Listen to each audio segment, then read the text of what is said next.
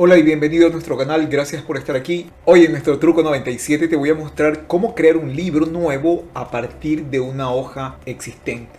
Vamos a ello. Vamos a suponer que en este libro que trata sobre la explicación, tiene su presentación, tiene la descripción y tiene su hoja de ejemplo. Supongamos que yo quiero compartir este libro, pero solamente esta hoja específicamente, no quiero compartir todo.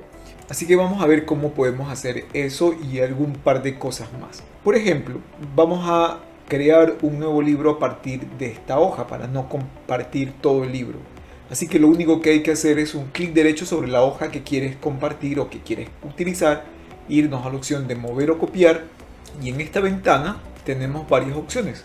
Aquí le vamos a decir que queremos utilizar la hoja de gasto, crear una copia y queremos crear un libro nuevo, ¿ok?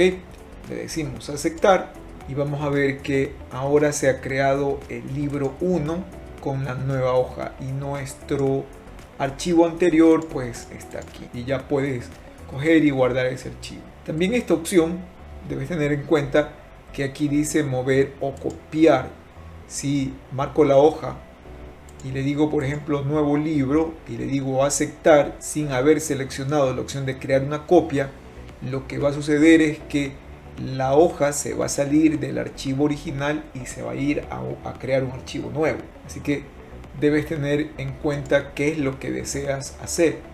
Crear una copia, te genera una copia y si no marcas esto pues el archivo la hoja se va a mover.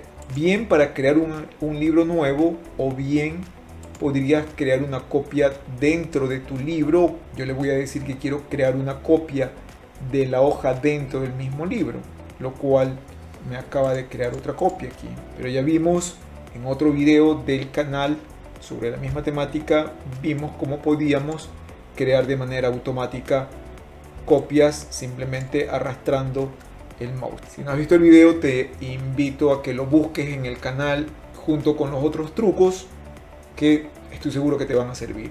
Y también te puedes descargar el libro de los 50 primeros trucos que están todo el detalle. Para el otro año estará publicado los siguientes 51 trucos más.